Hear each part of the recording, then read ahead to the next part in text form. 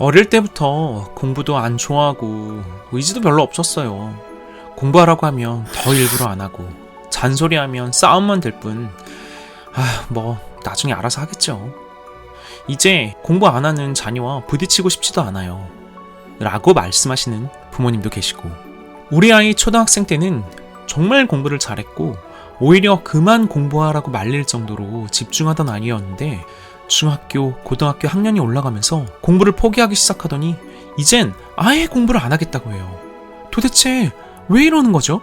라고 걱정하시는 부모님들도 계십니다. 공부를 하나도 안 했던 아이들부터 그래도 공부를 조금은 해왔던 아이들, 나아가 너무나 탁월하게 잘해왔던 아이들까지, 도대체 왜 공부를 안 하게 되고 어떻게 해야 다시 공부하게 만들 수 있을까요? 걱정 마세요.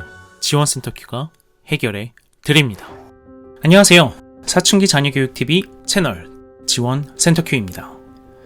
이번 편은 케이스별 공부 포기에 대해 이야기해 드리도록 하겠습니다.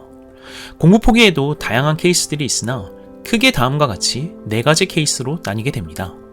첫째, 초등, 중등 때도 전혀 공부를 안 했던 케이스. 둘째, 초등, 중등 때는 그럭저럭 보통으로 하긴 했는데 지금은 안 하게 된 케이스. 셋째, 원래 공부를 잘했는데 공부를 지금은 안 하게 된 케이스. 넷째, 엄청 똑똑하고 성적이 탁월하게 좋았던 학생이었는데 지금은 공부를 안 하게 된 케이스.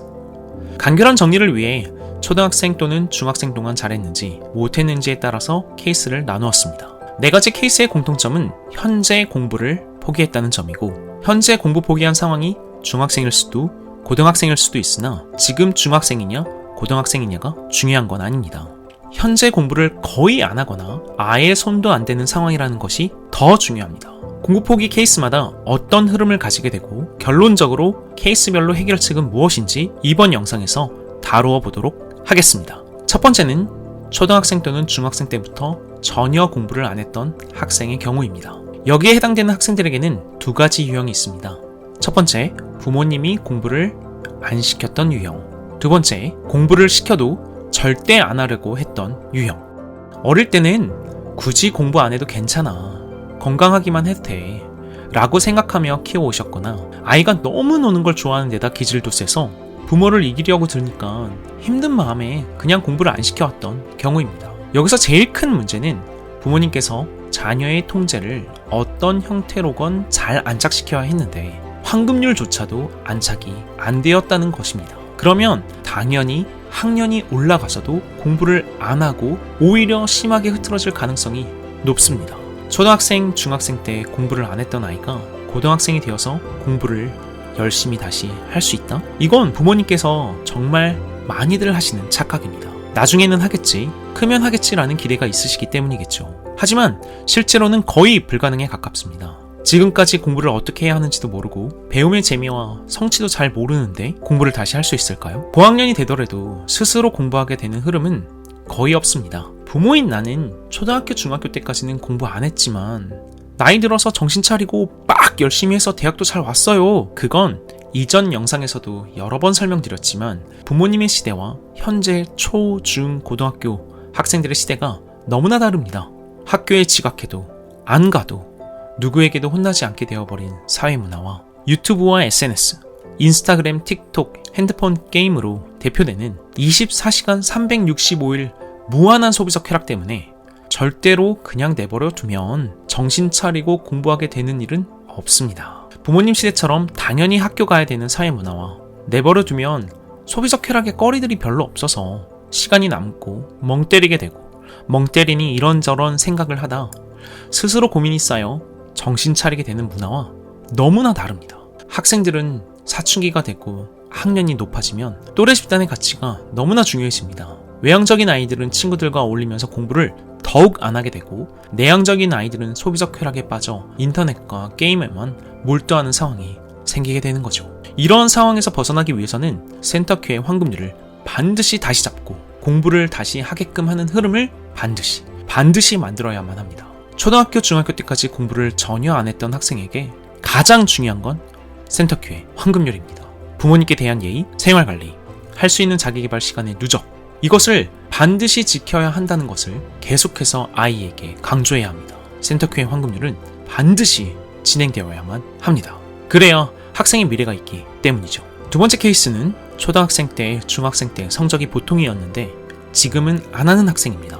보통이라고 보는 경우는 중학교 공립학교 시험 기준으로 봤을 때 60점, 70점 정도 나오는 수준입니다. 선생님이 말하는 것을 못 알아듣지는 않고 어느 정도 공부하는 수준이라 볼 수 있습니다. 대부분의 경우 초등학교 때부터 공부를 시키는 게 중요하다고 생각하신 부모님들의 꾸준한 노력이 있었던 경우입니다.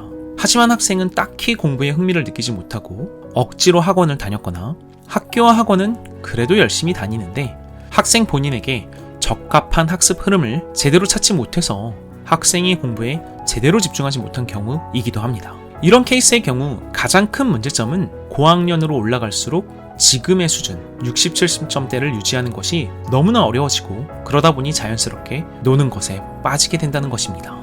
고등학생으로 넘어가면 당연히 해야 하는 공부의 양도 늘고 진도의 속도도 빨라지게 되며 난이도도 올라가게 됩니다. 초등학교, 중학교 흐름에서 60점, 70점 정도 했던 학생이라면 고등학교 수준에 맞춰 따라가기가 벅차고 어려워질 수밖에 없습니다. 왜냐면 그간 공부를 하는 이유가 부모님의 입금과 압박 때문이었거나 학교나 학원을 가는 것도 친구들과 노는 게 좋아서였을 가능성이 높은데요.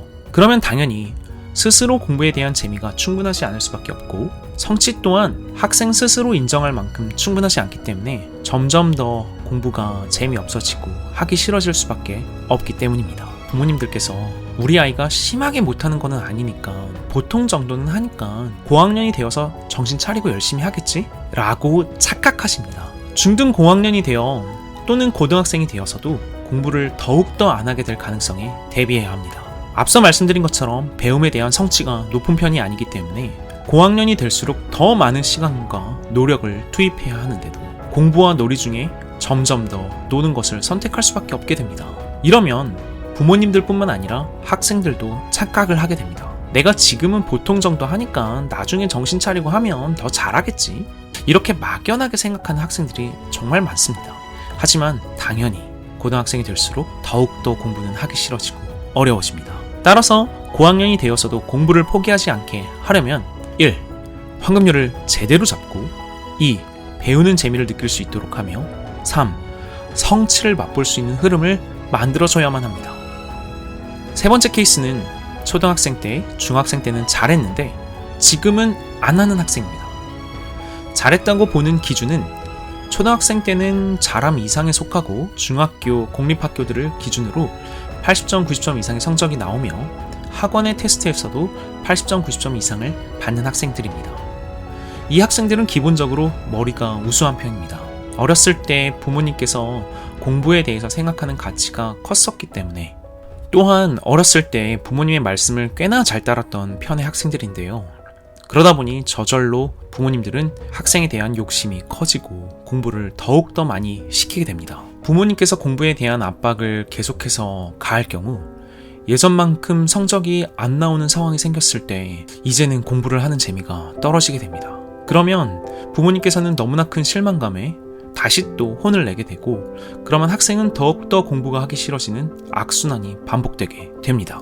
이런 학생들에게 가장 중요한 것은 황금률의 안착부터입니다. 그리고 그 다음에는 배우는 재미와 성취를 잘 도입시켜야 합니다. 그리고 학습의 수준이 조금씩 올라가기 시작했을 때 신속히 학생의 진로를 탐색해줘야 합니다. 왜 센터케어 황금률이 중요하냐면요. 황금률이 제대로 안착되지 않으면 꽤나 성취가 나왔던 학생들이 공부가 지겨워질 때가 오게 되는데 그때 굉장히 자연스럽게 보상 심리가 생기면서 놀고 싶은 마음이 강력해집니다.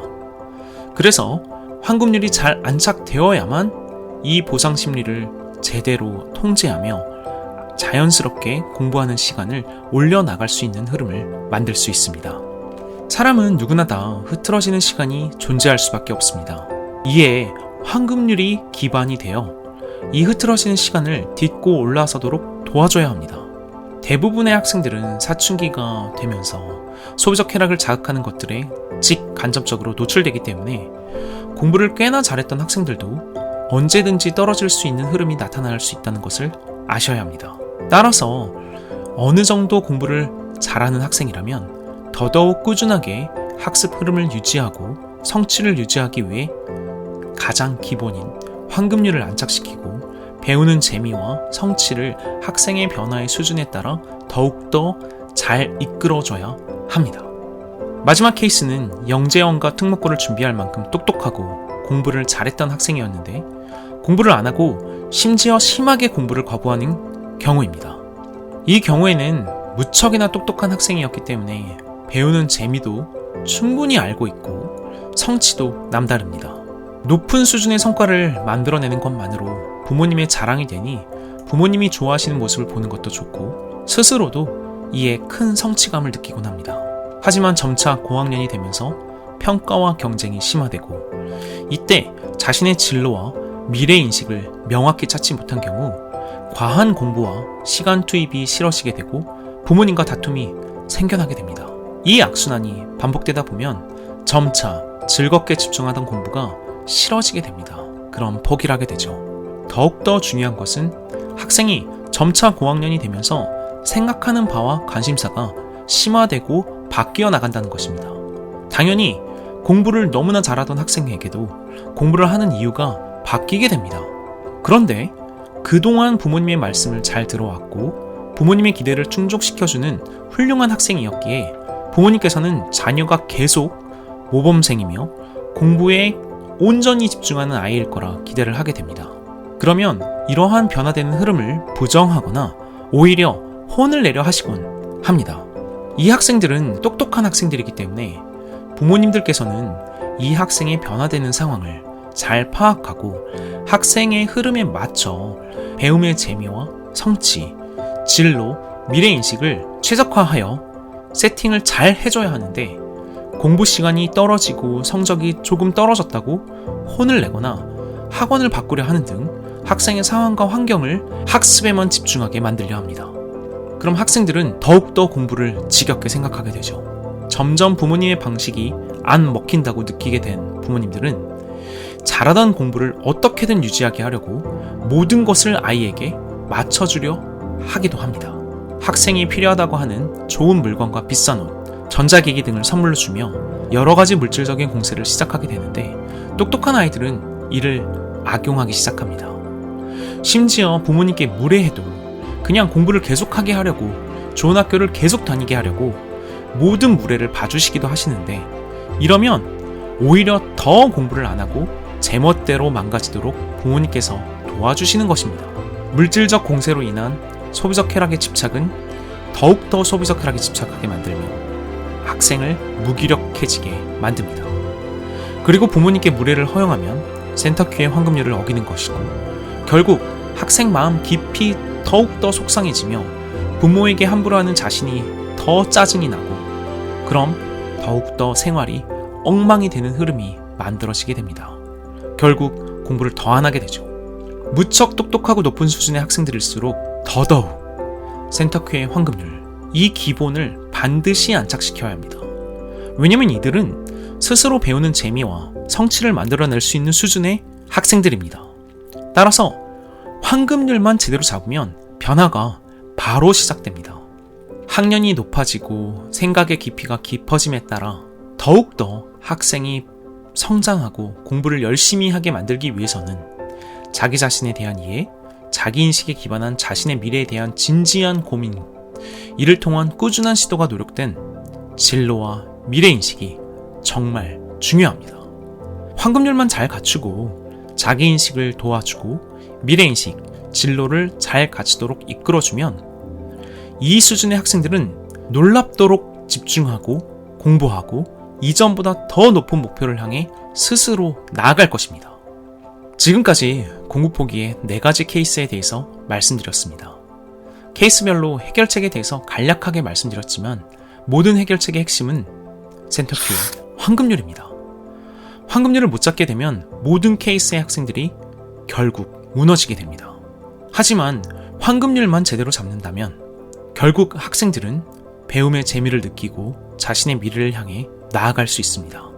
이를 위한 부모님들의 의지와 각오가 정말 중요합니다. 더욱 자세한 내용이 궁금하시다면 지원센터 Q 영상과 홈페이지를 참고해 주시고 상담이 필요하시다면 지원센터 Q 상담을 신청해주세요. 영상 시청해주셔서 감사합니다. 걱정 마세요. 지원센터 Q가 해결해 드립니다. 구독, 좋아요 꼭 부탁드립니다. 댓글도 달아주시면 큰 힘이 됩니다.